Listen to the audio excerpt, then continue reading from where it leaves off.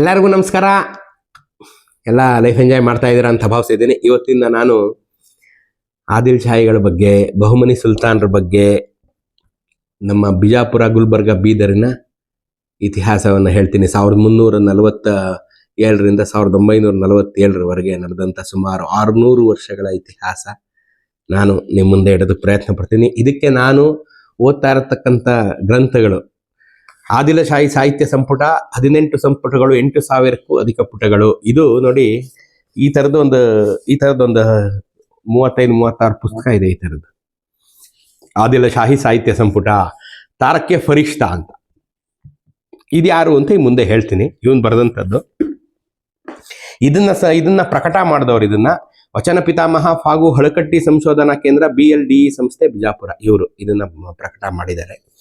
So ಇದನ್ನ ಮತ್ತೆ ಈ ಪುಸ್ತಕ ಮತ್ತೆ ನಮ್ಮ ಹಂಪಿ ಯೂನಿವರ್ಸಿಟಿಯಿಂದ ಪ್ರಕಟವಾದಂಥ ಪ್ರಸಾರಾಂಗ ಕನ್ನಡ ವಿಶ್ವವಿದ್ಯಾಲಯ ಹಂಪಿ ಕರ್ನಾಟಕ ಚರಿತ್ರೆ 1347ರಿಂದ 1760ರವರೆಗೆ ಇಲ್ಲಿದೆ ನೋಡಿ. ಇದೆ ಇದರಲ್ಲಿ ಸಂಪೂರ್ಣವಾಗಿ ಇವರ ಇತಿಹಾಸ, ಆದಿಲ್ ಶಾಹಿಗಳ, ಬಹುಮನಿಗಳ, ಶಾಹಿ ಸುಲ್ತಾನರ ಇತಿಹಾಸ ಇದರಲ್ಲೂ ಇದೆ.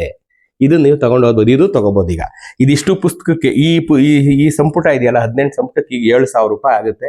ಸಿಗುತ್ತೆ, ಇದು ಎಲ್ಲ ಕಡೆ ನೀವು ವಿಚಾರಿಸಿ ತಗೋಬಹುದು. ಇದು ಹಂಪಿ ಯೂನಿವರ್ಸಿಟಿನಲ್ಲಿ ಸಿಗುತ್ತೆ, ಆಯ್ತಾ. ಸೊ ಇದಿಷ್ಟು ಈ ಬುಕ್ಸ್ ರೆಫರೆನ್ಸ್ ಆಯಿತು. ಈಗ ಓದ್ತೀನಿ, ಆಯ್ತಾ. ಇಲ್ಲಿಂದ ಶುರು ಮಾಡ್ತೀನಿ.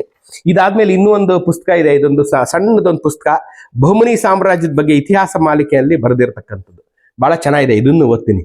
ಬಹುಮನಿ ಸಾಮ್ರಾಜ್ಯ ಅಂತ, ಬರೀ ಬಹುಮನಿಗಳ ಮೇಲೆ ಇದೊಂದು ಇದೆ ವಿಡಿಯೋ, ಸಾರಿ ಈ ಪುಸ್ತಕ ಇದೆ. ಇದು ತುಂಬ ಚೆನ್ನಾಗಿದೆ. ಸೊ ಇದು ನಿಮಗೆ ನಾನು ಓದ್ತೀನಿ. ಇದನ್ನ ಓದೋದಕ್ಕೆ ಮುಂಚೆ ಇದನ್ನ ಯಾರು ಅನುವಾದ ಮಾಡಿದ್ರು ಇದನ್ನ ಅನ್ನೋದನ್ನ ನಾನು ನಿಮಗೆ ಹೇಳಬೇಕಾಗುತ್ತೆ. ಈ ಅನುವಾದ ಮಾಡಿದ್ದು ಯಾರು ಅನ್ನೋದು ಇಲ್ಲಿದೆ, ಒಂದೇ ನಿಮಿಷ. ತಾರಿಕೆ ಫರಿಷ್ಠಾ ಭಾಗ 1ರಲ್ಲಿದೆ ಈ ಅನುವಾದ ಮಾಡಿದವರು ಯಾರು ಅನ್ನೋಂಥದ್ದು. ಸೊ ಅನುವಾದಕರು ಬಿ ಜಯಾಚಾರ್ಯ ಮತ್ತು ಶ್ರೀಮತಿ ಬಾನು ಮುಷ್ತಾಕ್. ಈ ಬಾನು ಮುಷ್ತಾಕ್ ಮೇಡಮ್, ಜಯಾಚಾರ್ಯ ಸರ್, ನಾನು ನಮಸ್ಕಾರ ನಿಮಗೆ. ಬಾನು ಮುಷ್ತಾಕ್ ಮೇಡಮ್, ನಿಮಗೂ ನಮಸ್ಕಾರ ಮತ್ತು ನಿಮಗೆ ಅಭಿನಂದನೆಗಳು. ನಿಮಗೆ ಬುಕರ್ ಪ್ರಶಸ್ತಿ ಬರಲಿ ಅಂತ. ಯಾಕೆಂದರೆ ನಿಮ್ಮ ಪುಸ್ತಕ ಅಂತಾರಾಷ್ಟ್ರೀಯ ಖ್ಯಾತಿಯ ಬುಕರ್ ಪ್ರಶಸ್ತಿಗೆ ಸೆಲೆಕ್ಟ್ ಆಗಿದೆ. ಅಲ್ಲಿ ಪ್ರಶಸ್ತಿಯ ರೇಸಿನಲ್ಲಿದೆ ಅಂತ ನನಗೆ ಗೊತ್ತಾಯಿತು, ಪೇಪರ್ನಲ್ಲೆಲ್ಲ ಬಂದಿದೆ. ಮೇಡಮ್ ನಿಮ್ಗೆ ಭಾಳ ಧನ್ಯವಾದ. ಇದು ಭಾಳ ಅದ್ಭುತವಾದಂಥ ಕೆಲಸಗಳನ್ನು ನೀವು ಮಾಡಿದ್ದೀರಿ ಮೇಡಮ್. ಸೊ ಹಾಗಾಗಿ ನೀವೆಲ್ಲ ಸೇರಿ ಇದನ್ನ ಮಾಡಿದಿರಿ. ಇದಕ್ಕೆ ಆದಿಲ್ ಶಾಹಿ ಸಾಹಿತ್ಯ ಅನುವಾದ ಸಮಿತಿ ಅಂತಲೂ ಇದೆ. ಅದಕ್ಕೆ ಅಧ್ಯಕ್ಷರು ನಮ್ಮ ಕಲಬುರ್ಗಿ ಅವರು, MM ಕಲಬುರ್ಗಿ ಅವರು. ನಿರ್ದೇಶಕರು ಬಂದು ಕೃಷ್ಣ ಕೊಲ್ಲಾರ್ ಕುಲಕರ್ಣಿ ಅವರು. ಸದಸ್ಯರು ಬಂದು BG ಮೂಲಿಮನಿ ಮತ್ತೆ ಡಾಕ್ಟರ್ ಅಹಮದ್ ತರೀಕೆರೆ ಸರ್, ನಮಸ್ತೆ. ಡಾಕ್ಟರ್ ಅಹಮದ್ ತರೀಕೆರೆ ಅವರು, ಮತ್ತೆ ಶ್ರೀ ರಂಜಾನ್ ದರ್ಗಾ ಅವರು, ಡಾಕ್ಟರ್ HG ದಡ್ಡಿ ಅವರು, ಮತ್ತೆ ಶಿವಯೋಗಿ S ತಂಬಾಕಿ ಅವರು, MS ಮಧುಭಾವಿ ಅವರು, ಮೌಲಾನಾ ಮಹಬೂಬರ್ ರೆಹಮಾನ್ ಮದನಿ ಅವರು, ಮತ್ತೆ ಜಿಲ್ಲಾಧಿಕಾರಿಗಳು ಬಿಜಾಪುರ, ಸಹಾಯಕ ನಿರ್ದೇಶಕರು ಕನ್ನಡ ಸಂಸ್ಕೃತಿ ಇಲಾಖೆ. ಇವರಿಷ್ಟು ಜನ ಇದನ್ನ ಅನುವಾದ ಮಾಡಿದ್ದಾರೆ. ಸೊ ಇದು ಇನ್ನೊಂದು ಸ್ವಲ್ಪ ಜನ ಇದ್ದಾರೆ, ಇನ್ನೊಂದು ಸ್ವಲ್ಪ ಜನ. ಒಂದೇ ನಿಮಿಷ.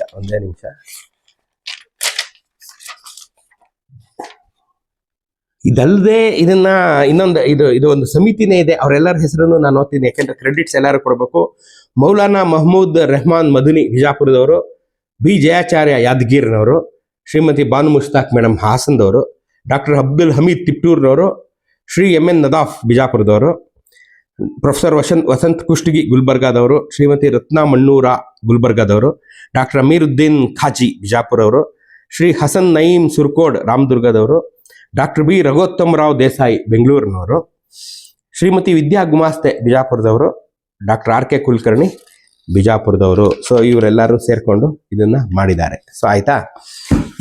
ಈಗ ಇದನ್ನ ಬಂದ್ರೆ, ಇದು ತಾರಕ್ಕೆ ಫರಿಷ್ಠಾ ಅಂದ್ರೆ, ಇವನು ಫರಿಷ್ಠಾ ನಿಮ್ಗೆ ಗೊತ್ತಲ್ಲ. ಈ ಫರಿಷ್ಠಾ ಇವನು ಪ್ರವಾಸಿಗ, ಇಲ್ಲಿ ಬಂದಿದ್ದವನು. ಪ್ರವಾಸಿಗಲ್ಲ, ಇಲ್ಲೇ ಬಂದು ಕೆಲಸ ಎಲ್ಲ ಮಾಡ್ಕೊಂಡಿದ್ದವನು. ಈ ಫರಿಷ್ಠಾನ ಸಂಪುಟವನ್ನ ಇವರು ಅನುವಾದ ಮಾಡಿದ್ದಾರೆ. ಇವನು ಎರಡನೇ ಇಬ್ರಾಹಿಂ ಆದಿಲ್ ಶಾ ಇದ್ನಲ್ಲ, ಅವನು ಸ್ವತಃ ವಿದ್ವಾಂಸನಿದ್ದನು ಮತ್ತು ವಿದ್ವಾಂಸರನ್ನು ಗುರುತಿಸುತ್ತಿದ್ದನು. ಎರಡನೇ ಇಬ್ರಾಹಿಂ ಆದಿಲ್ ಶಾ ಅವನೇ ಸ್ವತಃ ವಿದ್ವಾಂಸ, ಮತ್ತೆ ವಿದ್ವಾಂಸರನ್ನ ಗುರುತಿಸ್ತಾ ಇದ್ದ. ಫರಿಷ್ಠಾನ ಯೋಗ್ಯತೆ ಬಗ್ಗೆ ಗೊತ್ತಾದಾಗ ಫರಿಷ್ಠಾನ್ ಕರೆದು, ಭಾರತದಲ್ಲಿ ಮುಸ್ಲಿಂ ಇತಿಹಾಸನ ಯಾರು ಕರೆಕ್ಟಾಗಿ ಬರೆದಿಲ್ಲ ಗುರು, ನೀನು ಬರೀ ನೀನು ಅಂತ ಅವನು ಕೊಡ್ತಾನೆ. ನಿಜಾಮುದ್ದೀನ್ ಬರ್ದಿದವನಾದು ತುಂಬಾ ಸಂಕ್ಷಿಪ್ತವಾಗಿ ಬರ್ದಿದ್ದಾನೆ ನಿಜಾಮುದ್ದೀನು. ಅದರಲ್ಲೂ ದಕ್ಷಿಣ ಭಾರತದ ಇತಿಹಾಸ ಬಹಳ ತಪ್ಪುಗಳಿಂದ ಕೂಡಿದೆ. ಆದ್ದರಿಂದ ದಕ್ಷಿಣ ಭಾರತದಲ್ಲಿ ಮುಸ್ಲಿಮರು ಬಂದು ರಾಜ್ಯ ಸ್ಥಾಪನೆ ಮಾಡಿದಾಗಲಿಂದ ಇಂದಿನವರೆಗೆ ಮುಸ್ಲಿಮರ ಚರಿತ್ರೆ ನೀನು ಬರೀಬೇಕು ಅಂತ ಅವನಿಗೆ ಆದೇಶ ಮಾಡ್ತಾನೆ. ಭಾರತದಲ್ಲಿ ಮೊತ್ತ ಮೊದಲು ಕಾಲಿಟ್ಟ ಮುಸ್ಲಿಮನಿಂದ ಹಿಡಿದು ಇಂದಿನವರೆಗೂ ತನ್ನ ಕಾಲದವರೆಗೆ ಚರಿತ್ರೆಯನ್ನು ದಾಖಲು ಮಾಡಲು ಹೇಳಿದನು. ಅದರಲ್ಲೂ ದಕ್ಷಿಣ ಭಾರತದ ಚರಿತ್ರೆ ಸವಿವರವಾಗಿ ಬರೀಬೇಕು ಮತ್ತು ನೀನು ಬರೆಯುವಂಥ ಚರಿತ್ರೆಗೆ ಆಧಾರ ಇರಬೇಕು ಅಂತಾನೆ ಇಬ್ರಾಹಿಂ ಆದಿಲ್ ಶಾ, ಎರಡನೇ ಇಬ್ರಾಹಿಂ ಆದಿಲ್ ಶಾ. ನೋಡಿ, ಇದು ಬಹಳ ಅಂಡರ್ಲೈನ್ ಮಾಡ್ಕೋಬೇಕು. ಸುಮ್ಮನೆ ನೀನೇನೋ ಕಾಗಕ್ಕೆ ಹೋಗ್ಬೇಕು ಅಂತ ಕರಿಬೇಡ, ಪ್ರತಿಯೊಂದನ್ನು ಡಾಕ್ಯುಮೆಂಟ್ ಇಟ್ಕೊಂಡು ನೀನು ಬರಿಬೇಕು ಅಂತ ಫರಿಷ್ಠನಿಗೆ ಹೇಳ್ತಾನೆ. ಅವನು ಬರೆಯುವ ಚರಿತ್ರೆಗೆ ಆಧಾರಗಳಿರಬೇಕೆಂದು ನಡೆದ ಘಟನೆಗಳನ್ನು ಯಥಾವತ್ತಾಗಿ ಚಿತ್ರಿಸಬೇಕಲ್ಲದೆ ವರ್ಣನೆಗಳಿಂದ ಅತಿರಂಜಿತ ವರದಿಗಳಿಂದ ಮುಕ್ತವಾಗಿರ್ಬೇಕು. ನೀನೇ ಕಲ್ಪನೆ ಮಾಡ್ಕೊಂಡು ಹೇಳೋದಲ್ಲ ಗುರು, ಅಲ್ಲಿ ಏನ್ ನಡೀತೋ ಅಷ್ಟೇ ಬರಿಬೇಕು ನೀನು. ಹಿಂಗಾಯ್ತು ಇವನ್ ಕೊಂದ ಇವನ್ ಬದುಕಿಸ್ತಾ ಹಂಗ್ ಬರಿಬೇಕೆ ಹೊರತು ನಿನ್ನ ಕಲ್ಪನೆಯಲ್ಲಿ ಬರಿಬೇಡ ಅಂತ. ಸೊ ಅದರಂತೆ ಫರಿಸ್ತಾ ಬರೆಯೋದಕ್ಕೆ ಶುರು ಮಾಡ್ತಾನೆ. ಫರಿಸ್ತಾನ ಈ ಕೃತಿಯನ್ನು ತಾರಕ್ಕೆ ಫರಿಸ್ತಾ ಅಂದ್ರೆ ಅಂತಾನೆ ವಿಶ್ವದಾದ್ಯಂತ ಗುರುತಿಸಲಾಗಿದೆ. ತನ್ನ ಮೊದಲ ಗ್ರಂಥದ ಪ್ರತಿಯನ್ನು 1606ರಲ್ಲಿ ತನ್ನ ಆಶ್ರಯದಾತ ಎರಡನೇ ಇಬ್ರಾಹಿಂ ಆದಿಲ್ ಶಾಗೆ ಕೊಡ್ತಾನೆ. ಆದ್ರೆ ಸಾಯೋವರೆಗೂ ತನ್ನ ಗ್ರಂಥನ ಅವ್ನು ರಿವೈಸ್ ಮಾಡ್ತಾನೆ ಇರ್ತಾನೆ. ಆಯ್ತಾ? ಅದರಲ್ಲೂ ಮಧ್ಯಯುಗೀನ ದಕ್ಷಿಣ ಭಾರತದ ಇತಿಹಾಸವನ್ನ ಬಿಜಾಪುರದಲ್ಲಿ ನಡೆದಂತ ಪ್ರತಿಯೊಂದು ಘಟನೆಯನ್ನ ಫರಿಸ್ತಾ ದಾಖಲೆ ಮಾಡಿದ್ದಾನೆ. ಯೂಸುಫ್ ಆದಿಲ್ ಶಾ, ಇಸ್ಮಾಯಿಲ್ ಆದಿಲ್ ಶಾ, ಮಲ್ಲು, ಮೊದಲನೇ ಇಬ್ರಾಹಿಂ ಆದಿಲ್ ಶಾ, ಮೊದಲನೇ ಅಲಿ ಆದಿಲ್ ಶಾ ಮತ್ತು ಎರಡನೇ ಇಬ್ರಾಹಿಂ ಆದಿಲ್ ಶಾನ ಕಾಲದಲ್ಲಿ ವಿವರವಾದ ತಫ್ಶೀಲನ್ನ ಕೊಟ್ಟಿದ್ದಾನೆ. Every detail he has mentioned ಈ ಬುಕ್ಗಳಲ್ಲಿ, ಎವ್ರಿ ಡೀಟೇಲ್. ಆಯ್ತಾ? ವರ್ಷಗಳನ್ನು ನಮೂದಿಸುವಾಗ ಒಂದೆರಡು ಕಡೆ ಎಡವಿದ್ದನಾದರೂ ಬಿಜಾಪುರದ ಆದಿಲ್ ಶಾಹಿಗಳ ಪ್ರಾರಂಭದ ಇತಿಹಾಸವನ್ನು ಫರಿಷ್ಠಾನಷ್ಟು ಪರ್ಫೆಕ್ಟ್ ಆಗಿ ಯಾರು ಕಟ್ಟಿಕೊಟ್ಟಿಲ್ಲ. ಅವನು ಬಿಜಾಪುರ ಮತ್ತು ಅಹಮದ್ನಗರ ಸಂಸ್ಥಾನಗಳಲ್ಲಿ ಕೆಲಸ ಮಾಡ್ತಾ ಇದ್ದಿದ್ರಿಂದ ಮತ್ತು ಮೊಘಲ್ ಸಾಮ್ರಾಟ ಜಹಾಂಗೀರನ್ನ ಮುಖತಃ ಭೇಟಿ ಮಾಡ್ದನ್ಕಂಡ್ರಿ ಇವನು ಫರಿಸ್ತಾ. ಜಹಾಂಗೀರ್, ಅಕ್ಬರನ್ ಮಗ ಜಹಾಂಗೀರ್ ಇದ್ನಲ್ಲ, ಆ ಜಹಾಂಗೀರನ್ನ ಭೇಟಿ ಮಾಡ್ದಂತವನು ಇವನು. 1570ರಿಂದ 1612ರವರೆಗೆ ದಾಖಲಿಸಿದ ಘಟನೆಗಳನ್ನ ಕಣ್ಣಾರೆ ಕಂಡವನಾಗಿದ್ದಾನೆ. ತಾನು ನೋಡಿ ಬರ್ದ ಇವನು. ಆಯ್ತಾ? ಈ ಬೃಹತ್ ಗ್ರಂಥವನ್ನ 4 ಸಂಪುಟಗಳಲ್ಲಿ ಪ್ರಕಟಿಸಲಾಗಿದೆ. ಅದ ಅನುವಾದ ಮಾಡಿದವ್ರನ್ನ ನಾನು ಇವಾಗ ಎಲ್ಲದನ್ನು ನಾನು ನಿಮ್ಗೆ ಹೇಳಿದ್ದೀನಿ. ಆಯ್ತಾ? ಹೀಗೆ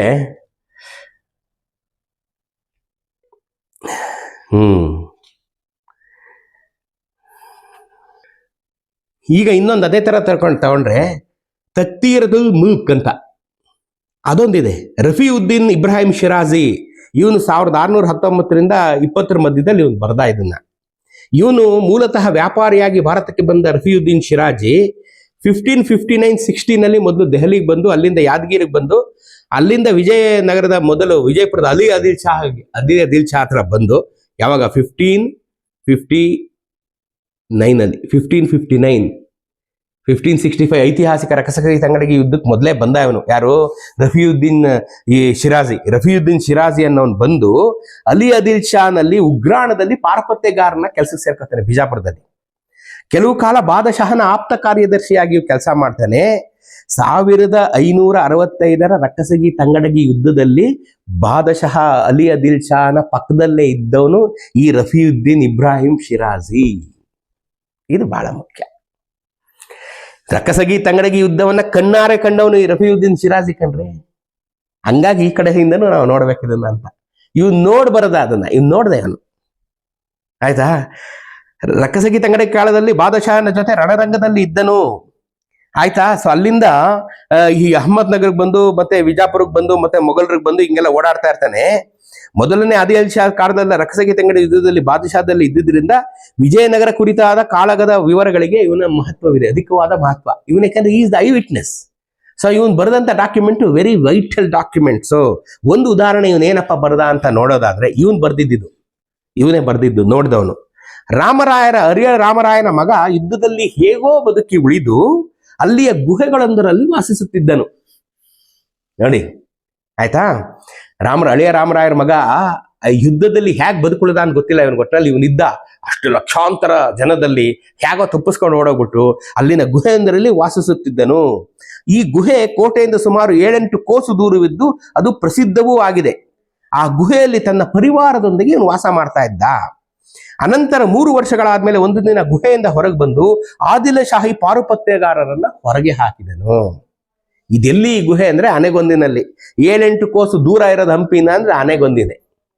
ಆನೆಗೊಂದಿಗೆ ಬಂದು ಅದನ್ನೇ ನಾವು ಈಗ ಆನೆಗೊಂದಿಲಿ ಇರೋಂಥವ್ರು ಕೃಷ್ಣದೇವರಾಯರು ಇದನ್ನೇ ಅಲ್ವೇ ಹೇಳಿದ್ದು. ಅವ್ರ ಪಾಡ್ಕಾಸ್ಟ್ ಅಲ್ಲಿ ನೀವು ಕೇಳಿ, ನಾವು ಅಳಿಯರಾಮರಾಯನ ವಂಶಸ್ಥರು ಅಂತ ಅವ್ರು ಹೇಳ್ಕೊಂಡಿದಾರಲ್ಲ, ನೋಡಿ ಇಲ್ಲಿಗೆ ಅದು ಮ್ಯಾಚ್ ಆಗುತ್ತೆ. ಆನೆಗೊಂದಿಲಿ ಇವ್ರಿದ್ರು. ಆ ಗುಹೆಯಿಂದ ಹೊರಗೆ ಬಂದು ಅವಾಗ ಆನೆಗೊಂದಿನಲ್ಲಿ ಅಲಿಯ ದಿಲ್ಶಾ ತನ್ನ ಪಾರ್ಪತ್ಯಗಾರನಲ್ಲಿ ಇಟ್ಟಿದ್ದ, ಆನೆಗೊಂದಿನ ನೀನ್ ನೋಡ್ಕೊ ಅಂತ. ಈ ವಿಜಯನಗರ ಹಂಪಿಯನ್ನೆಲ್ಲ ಸರ್ವನಾಶ ಮಾಡಿದ್ಮೇಲೆ ಆನೆಗೊಂದಿ ಒಂದು ಉಳ್ಕೊಂಡಿತ್ತಲ್ಲ, ಇವತ್ತು 12 ಕಿಲೋಮೀಟರ್ ದೂರ ತಾನು ಇಲ್ಲಿಗೆ ಬರ್ಲಿಲ್ಲ ಅವರು.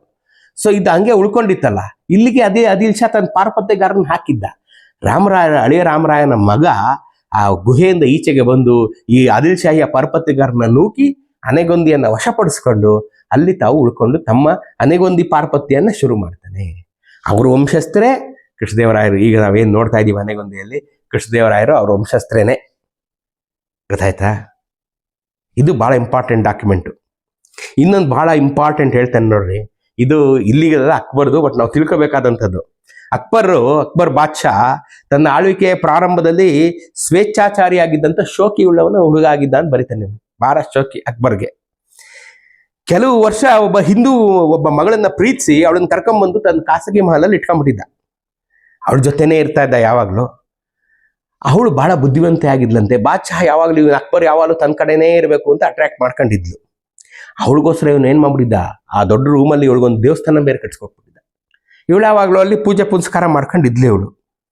ಇವನು ಯಾವಾಗ್ಲೂ ಅಲ್ಲೇ ಇರ್ತಾ ಇದ್ದ. ಅವಳು ಊಟ ಮಾಡಿದ್ಮೇಲೆ ಇವನು ಊಟ, ಅವಳು ಪೂಜೆ ಆಗೋ ತನಕ ಇವನು ಕಾಯ್ಕೊಂಡು ಕೂತಿರೋದು, ಹಿಂಗೆ ಆಯ್ತಾ. ಸೊ ಈ ಹೆಂಗಾಗೋಗಿದ್ದ ಅಂತಂದ್ರೆ, ಇವನು ತನ್ನ ಧರ್ಮದಿಂದಾನೇ ಈಚೆ ನೋಡಿದ ಅಕ್ಬರ್ ಒಂದು ಕೆಲವು ದಿನ, ನಾನು ಈ ದೇವ್ರ ಪೂಜೆನೆ ಮಾಡ್ಕೊಂಡಿರ್ತೀನಿ, ನಾನು ಹೋಗೋದೇ ಇಲ್ಲ ನಮ್ದು ಇದ ಕಡೆಗೆ ಅಂತ. ಆಮೇಲೆ ಬಟ್ಟೆ, ಬರೇ ಆಹಾರ ಪದ್ಧತಿ ಎಲ್ಲ ಹಿಂದೂಗಳ ತರ ಮಾಡಕ್ ಶುರು ಮಾಡ್ಬಿಟ್ಟಿದ್ದಂತೆ ಅಕ್ಬರ್.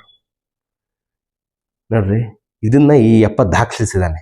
ಪರ್ಷಿಯನ್ ಭಾಷೆಯಲ್ಲಿದ್ದ ಶಿರಾಜಿಯ ಈ ಗ್ರಂಥ ಈವರೆಗೆ ಪ್ರಪಂಚದ ಯಾವ ಭಾಷೆಯಲ್ಲೂ ಅನುವಾದಗೊಂಡಿರಲಿಲ್ಲ. ಪ್ರಪ್ರಥಮ ಬಾರಿಗೆ ಕನ್ನಡದಲ್ಲಿ ಬರುತ್ತಿರುವುದು ಇದರ ವಿಶೇಷವಾಗಿದೆ.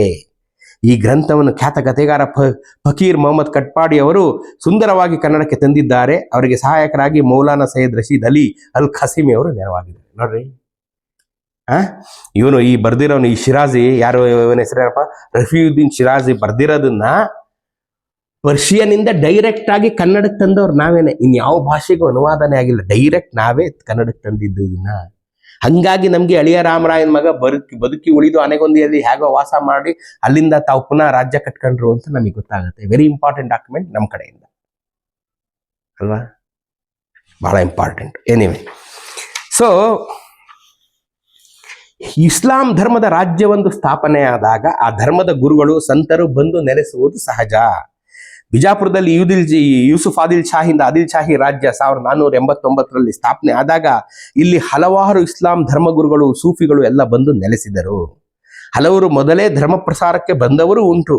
ವಿಜಯನಗರ ಪತನಾನಂತರ ದಕ್ಷಿಣ ಭಾರತದಲ್ಲಿ ಬಿಜಾಪುರ ಆದಿಲ್ ಶಾಹಿ ರಾಜ್ಯ ತನ್ನ ಉಚ್ಚಾಯ ಸ್ಥಿತಿಯನ್ನು ಮುಟ್ಟಿತ್ತು. ಪೀಕ್ ಗೊತ್ತಾಯಿತು. ವಿಜಯನಗರ ತೀರ್ಕೊಂಡ ಮೇಲೆ ಬಿಜಾಪುರ ಪೀಕಲ್ಲಿತ್ತು. ಇಲ್ಲಿನ ಬಾದಶಾಹರುಗಳು ಜನರು ಸುಖದಿಂದ ಬಾಳಲು ನೀರು, ವಸತಿ ಮತ್ತಿತರ ಸೌಲಭ್ಯಗಳ ವ್ಯವಸ್ಥೆಯನ್ನು ಮಾಡಿದ್ದರು. ಮೊದಲನೇ ಅಲಿ ಆದಿಲ್ ಶಾ ಮತ್ತು ಎರಡನೇ ಇಬ್ರಾಹಿಂ ಆದಿಲ್ ಶಾ ಮತ್ತು ಮೊಹಮ್ಮದ್ ಆದಿಲ್ ಶಾ ಕಾಲದಲ್ಲಿ 100 ವರ್ಷಗಳ ಕಾಲ ಬಿಜಾಪುರವು ಭಾರತದಲ್ಲಿಯೇ ಅತ್ಯಂತ ಸುಖ ಸಂಪದ್ಭರಿತ ಶಾಂತಿಯುತ ರಾಜ್ಯವಾಗಿತ್ತು. 100 ವರ್ಷ, 1 ಶತಮಾನ ಪೀಸ್ ಟೈಮ್ ಬಿಜಾಪುರಕ್ಕೆ. ಅತ್ಯಂತ ಸಂಪದ್ಭರಿತವಾದಂಥ ರಾಜ್ಯವಾಗಿತ್ತು. ಅದರಿಂದಾಗಿ ಪ್ರಪಂಚದ ಮೂಲೆ ಮೂಲೆಗಳಿಂದ ಸೂಫಿ ಸಂತರು ಬಂದು ಇಲ್ಲಿ ನೆಲೆಸಿದ್ರು.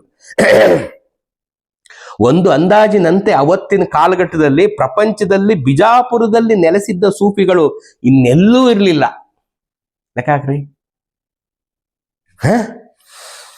ಸುಮಾರು 400ಕ್ಕಿಂತ ಅಧಿಕ ಸೂಫಿ ಸಂತರ ಸಮಾಧಿಗಳು ಬಿಜಾಪುರದಲ್ಲಿವೆ. ಇವರು ಧರ್ಮ ಪ್ರಸಾರದ ಜೊತೆಗೆ ಅವತ್ತಿನ ರಾಜಕಾರಣದಲ್ಲೂ ಪ್ರಮುಖ ಪಾತ್ರ ವಹಿಸಿದ್ರು ಅಂತ ಹೇಳ್ತಾರೆ. ಆಯ್ತಾ? ನೋಡಿ ಹೆಂಗಿದೆ ಅಂತ ನಾನು ಹೇಳಕ್ಕೆ, ಹೆಂಗೆಲ್ಲ ಇರುತ್ತೆ ಇವ್ರದ್ದು ಅಂತ ಹೇಳಕ್ಕೆ. ಈಗ ನೋಡಿ, ನಾವೇ ಅಷ್ಟೇನೆ. ಈಗ ನಾನು ಇಲ್ಲಿಂದ 25 ವರ್ಷ ನಾನು ಗಲ್ಫಲ್ಲಿ ಕೆಲಸ ಮಾಡಿದ್ದೀನಿ. ನಾವು ಇಲ್ಲಿಂದ ದೇವಸ್ಥಾನ, ದೇವರುಗಳು, ನಮ್ಮ ಪುರೋಹಿತರನ್ನೆಲ್ಲ ನಾವು ಕರ್ಕೊಂಡು ಹೋಗ್ತೀವಿ ಅಲ್ವಾ. ಇಲ್ಲಿಂದ ಅಮೆರಿಕಾದಲ್ಲಿರೋರು ವೆಂಕಟೇಶ್ವರ ದೇವಸ್ಥಾನ ಸ್ಥಾಪನೆ ಮಾಡಿದ್ದಾರೆ. ಇಲ್ಲಿಂದ ಪುರೋಹಿತರುಗಳು ಕೆಲಸ ಮಾಡ್ತಾ ಇದ್ದಾರೆ, ಪೂಜಾರಿಗಳ ಕಾರ್ಯನಿರ್ವಹಿಸ್ತಾ ಇದ್ದಾರೆ. ಹೆಂಗೆ ನಾವು ಎಲ್ಲಿಗೆ ಹೋದ್ರು ನಮ್ಮ ಧರ್ಮ, ನಮ್ಮ ಸಂಪ್ರದಾಯ, ನೀತಿ ನಿಷ್ಠೆ ಪಾಲನೆ ಬಿಡಲ್ವೋ ಹಂಗೆ ಅವರುವೆ. ಸರ್ ನಾವೆಲ್ಲ ಒಂದೇ ಅಂತ. ಅವರು ಬಂದ್ರು, ರಾಜ್ಯ ಆಳಿದ್ರು, ಎಲ್ಲಿಂದನೋ ಬಂದು ದೂರದ ಪರ್ಷಿಯಾದಿಂದ ಬಂದ್ರು, ರಾಜ್ಯ ಆಳಿದ್ರು. ಅಲ್ಲಿಂದಾನೆ ಸ್ವಾಮಿಗಳನ್ನೂ ಕರ್ಕೊಂಬಂದ್ರು, ಸಂತರನ್ನ. ಅವ್ರ ಸಂತರನ್ನೇ ಕರ್ಕೊಂಬಂದ್ರು, ಅವ್ರ ಕೈಲೇ ಅವ್ರ ಪೂಜೆ ಮಾಡಿಸ್ಕೊತಾ ಇದ್ರು. ಇಷ್ಟೇ ಸಿಂಪಲ್ ಕಣ್ರಿ, ಅಲ್ವಾ? ಇದು ಸುಮ್ಮನೆ ನಿಮ್ಗೆ ಪೀಠಿಕೆ, ಹೇಗೆಲ್ಲ ಇವ್ರು ಬಂದ್ರು, ಏನ್ ಕತೆ, ಇವರೆಲ್ಲ ಹೆಂಗಿದ್ರು ಅನ್ನೋದು ಒಂದು ಪೀಠಿಕೆ ನಾನು ನಿಮ್ಗೆ ಹೇಳ್ತಾ ಇದ್ದೀನಿ. ನಾಳೆಯಿಂದ ಇದು ಹೆಂಗೆ ಉದಯ ಆಯ್ತು ಈ ರಾಜ್ಯ? ಇದು ಉದಯ ಆಗಿದ್ದು ಬಹುಮನಿಗಳಿಂದ ಉದಯ ಆಯಿತು. ಆಮೇಲೆ ಅದು ಬಹುಮನಿಗಳಿಂದ ಶಾಹಿ ಸುಲ್ತಾನ್. ಇದು ಬಹುಮನಿ ಮೊದಲು. ಬಹುಮನಿಗಳಿಂದ 5 ಶಾಹಿ ಸುಲ್ತಾನ್ರಾದ್ರು. ಹೆಂಗಾದ್ರು, ಹೆಂಗ್ ಯುನೈಟ್ ಆದ್ರು, ಹೆಂಗ್ ವಿಜಯನಗರ ಗೆದ್ರು, ಪುನಃ ಹೆಂಗ್ ಬೇರೆ ಆದ್ರು, ಹೆಂಗೆ ಒಬ್ಬೊಬ್ಬರೇ ನಾಶವಾಗಿ ಹೋದ್ರು, ಇದನ್ನೆಲ್ಲ ನಾಳೆಯಿಂದ ಶುರು ಮಾಡ್ತೀನಿ.